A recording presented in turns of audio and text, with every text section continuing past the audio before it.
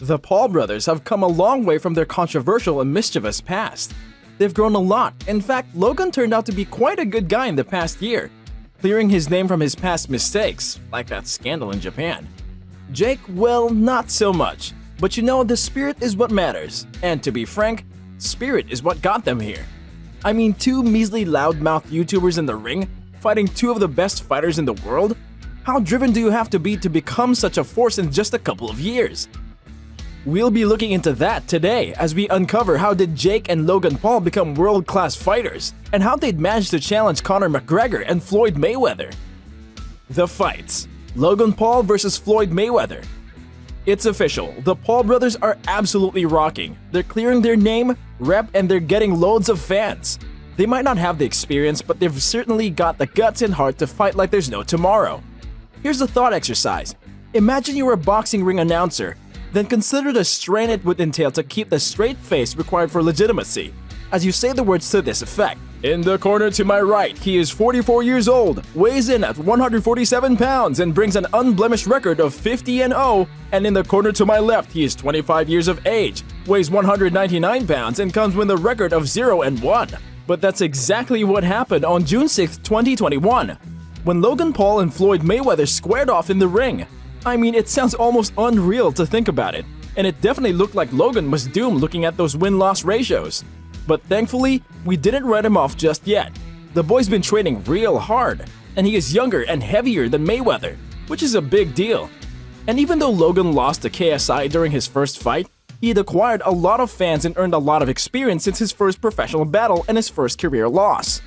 All of this proved very useful for the match that happened on the 6th of June, as Logan had managed to withstand 8 consecutive rounds against Mayweather. And even though Floyd did unofficially beat him, as he was more dominant, this definitely was a major step forward. So, how did the fight go? Well, in the first round, Mayweather chose to stay on the outside. He'll be on his bicycle for most of this fight, looking to avoid getting hit and sliding in and out. The best punch of the bout came with a left hand from Floyd that caught Paul flush, but there was no follow-up. The end of the round was a huge flurry from Paul, but none of it got through. 10-9 Mayweather. The next one was more of the same, but Paul managed to be dominant. 10-9 Paul. However, in round 3, a big left hook from Floyd scored, and it looks like Mayweather is back in control. He's starting to cut off the ring and back Paul into the corner, while swinging, scoring, and then getting away. The round ended with 10-9 in favor of Mayweather. The fourth one was pretty hairy and scary. He's laying on him like an anxiety blanket, says the Kid Mero of Paul. But it doesn't matter. Floyd is using his hand speed to score pretty easily. Paul is just tying up and leaning on him as much as possible. 10-9 Mayweather. The fifth round was nothing special. However, Logan's brother Paul said that Logan was going to win the fight. Which wasn't really true, but that's Jake for you. Exaggerating and oversaturating things in favor of himself, or in this case, his brother. In the next round, Floyd absolutely stopped playing around. Floyd is talking trash while stick and moving as well. The eye of Paul is starting to close and he's able to counter and move pretty easily. 10-9 Mayweather, and he's barely getting hit. The next round was more of the same, with Floyd playing around with him and playing him like a fiddle. Logan is throwing punches, mind you. That isn't the problem though. The problem is the fact that Floyd is 50 pounds lighter than Paul, and he manages to dodge and counter them with ease. The 8th and final round was again dominated by Mayweather. He was showing off, boasting, playing around, and he still managed to stay on top of Paul. Paul was, on the other hand, absolutely exhausted and was just glad that the match was done. Although there wasn't a quote-unquote winner, it is fairly safe to say that Floyd dominated the whole thing. I mean, Logan himself said that he is fairly sure that the champion played around with him and said, "I'm going to go home thinking if he let me survive. It was the coolest thing ever." Floyd also had a good set of words for Logan as he praised his spirit and willingness to fight. Mayweather said, "You've got to realize I'm not 21 anymore. I had fun moving around with these guys. He was better than I thought he was. This was fun."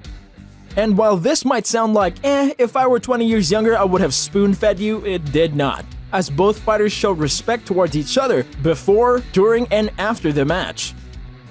Logan was particularly proud of himself, stating, "I don't want anyone to tell me anything is impossible ever again." Paul said, "The fact I'm in here with the GOAT means the odds can be beaten. Everything can beat the odds and do great things. Floyd Mayweather, it was an honor." If this isn't a character progression for Logan, and if this isn't true sportsmanship, then I don't know what is. Jake Paul versus Conor McGregor. On the other hand, Jake Paul, his younger brother, was more successful than him when it comes to fights, 3-0. He is also a YouTube provocateur who occasionally moonlights as a boxer. Jake's last fight was the one against Ben Askren, an MMA fighter, which occurred on April 17, in which Jake knocked out Ben in the first round. It's a logical next step after Jake starched former NBA Slam Dunk champion Nate Robinson in November on the undercard of November's Tyson Roy Jones 8-round exhibition. This is all fun and games, but Jake is hunting for the big fish, the biggest one in the pond and by far the most popular one out there, and that's Conor McGregor. I want to put an emphasis on the provocatory side of his personality, as he'd been provoking McGregor a lot, and he'd been aching for a fight.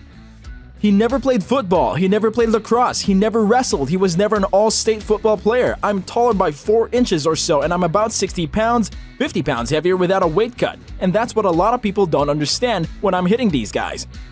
I've got knockout power because I'm cutting down for 210 pounds, said Jake in an interview with The Sun. This isn't the first time Jake Paul has tried to coerce Conor McGregor into a fight. After knocking out Ben Askren in April, Jake Paul said it was only a matter of time before he and the Irishman crossed paths in the ring. Jake Paul even allegedly offered Conor McGregor $50 million to step into the ring with him in December 2020. Conor, you could do a lot better, but happy Monday, my team sent you a $50 million offer this morning. $50 million cash, proof of funds, the biggest fight offer you've ever been offered. But you're scared to fight me, Conor. You're freaking me because you don't want to lose to a freaking YouTuber. McGregor, on the other hand, never really directly addressed Jake's challenge, and in fact mocked him a couple of times on his Twitter, saying that UFC high-level fighting is better than blogger jackass boxing.